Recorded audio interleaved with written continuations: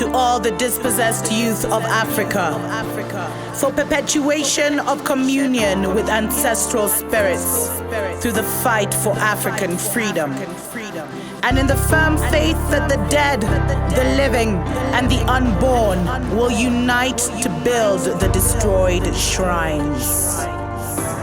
Selah.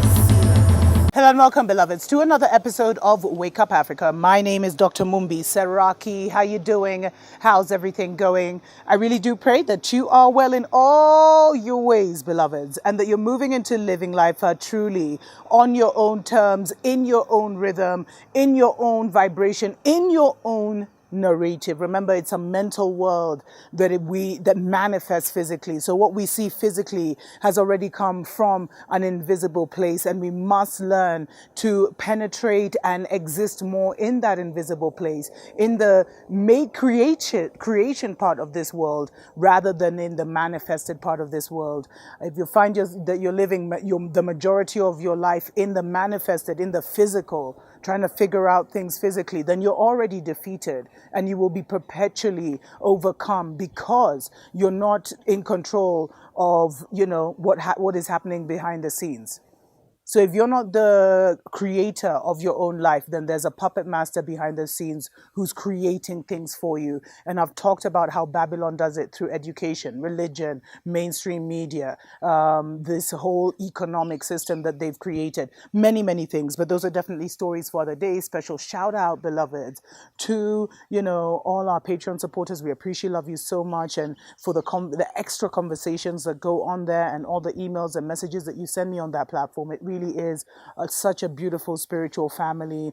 And, thanks to everyone that has subscribed, beloveds, and continues to support us on this journey. One of the greatest curses all over Africa has been the curse of foreign aid, the curse of charity. Because you see, charity has always been used to kind of try and balance out the karma of the colonizers' wicked plans. So they'll come and create wars, create instabilities, overturn regimes, all these things. And then to kind of balance out their karma, they'll come in with the aid agencies, they'll come in with the United Nations agencies, they'll come in with, all these charity groups and non-governmental, organizations that are never there to transform the nation or to help us or to alleviate what they've come to alleviate. But rather, they're there on an agenda to make sure that we remain exactly where we are. Because you see, there's nothing that can change. If anyone is trying to change you physically, it just can't happen. It has to be a change of your mind, and lower beings can do that. Anyway, I'm not going to get too into that, but it's so sad because the World Health Organization has just they've just released reports where they say that their Ebola staff abused women and children in the Democratic Republic of Congo. Now, you guys there's a book that's written by Horwitz that talks about AIDS, Ebola, and how these are really certain levels of germ warfare, and it's something that you really, really need to look over. So it didn't just happen. These things weren't just, these are some of the bioweapons that have been used on our people, and our people actually feel shame and remorse and guiltiness, thinking it's just, things that are happening because we've interacted with monkeys or whatever. And let me not get too into that, but the World Health Organization has actually described itself as heartbroken after an independent inquiry it commissioned said scores of women and girls were sexually abused by aid workers during the devastating 2018 to 2020 Ebola outbreak in the Democratic Republic of Congo. And so they talk about how the findings were described as extremely harrowing, a harrowing read by the WHO's Director General, Dr. Tedros. And you have to question, beloveds, why is it that now we're in the end time scenario? We've gotten our very first ever Black World Health Organization Director and our very first ever Black female both of those are new, World Trade Organization head. It's because we always have to be the face of these things. So ask yourself why. when really, when the World Trade Organization is literally going to be partnering for this great reset, and then with the whole pandemic that's happening, now have a black man at the head dictating to Africa what must this and that and what must happen. You think it's by coincidence?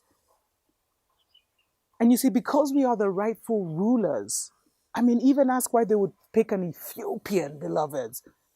I know they say the whole of Africa is Ethiopia, but think about that. Why would they pick one of the ancient races to head the World Health Organization at such a time as this? They need our consent to do things. I mean, it's just, and the betrayers among us is too much. But so he came out and he said it was a harrowing read, and the regional director for Africa, Matshidiso Moeti, said she was humbled, horrified, and absolutely heartbroken. So they examined 80 cases, beloveds, of women and girls aged between 13, as young as 13, to 43, and they identified 21 employees working for the United Nations Global Health Body among perpetrators of serious abuses. There had already been rumors. I think it was an independent news agency that exposed this whole thing about how they were even doing like food for, I think food for sex and things like that. So the Western diplomatic sources said 4 people had been dismissed, but are they going to be charged? And 2 placed on administrative leave based on closed-door briefings involving WHO that was provided to diplomatic officials in Geneva. So the report basically is such a huge expose, and it's shocking that the truth is coming out so quickly, because aid agencies have been accused of this for so long. And many don't know that a lot of pedophiles and seriously wicked people actually hide in some of these aid agencies and charity organizations, the Oxfams of this world, to commit some serious atrocities against the melanated women. Oh, this is so heartbreaking, man. So they say, they say even those who had been hired by the WHO to go to the Democratic Republic of Congo as officers to protect against sexual exploitation were also among those. And it was locals, it was people that looked like you and me, and it was foreigners. And there were rape cases included. And they said that, so they attained the identity of 83 alleged perpetrators, Congolese nationals and foreigners. And they say that, in about 29 of the women got pregnant, and these officials forced them to get abortions. So, will there be any justice? I mean, we don't want to hear this. Tedros was like, I'm so sorry. I'm sorry for what has been done to your people who were employed by WHO to serve and protect you. I'm sorry for the ongoing suffering, blah, blah, blah.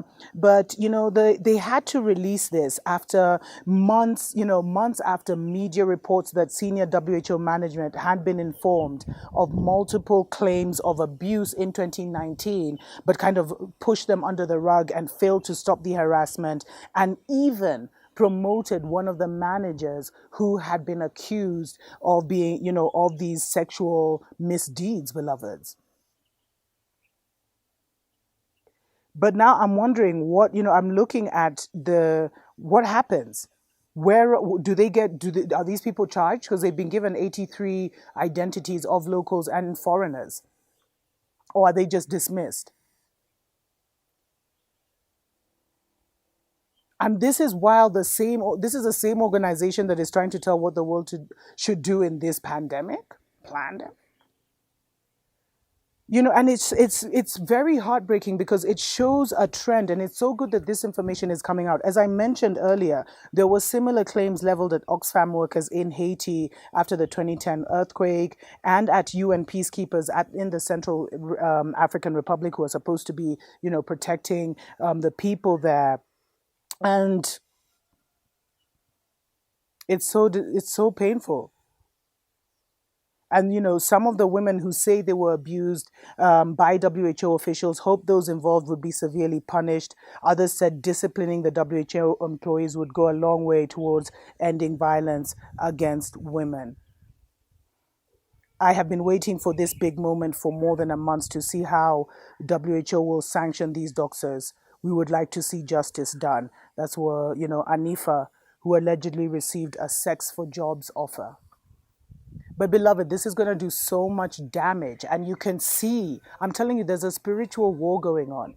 And the United Nations is a big part of the New World Order agenda and implementing the New World Order agenda. So for them to be exposed on this level is a massive, massive hit. Massive. But will there be justice? Let me know what you think in the comments below. Tuko pamoja.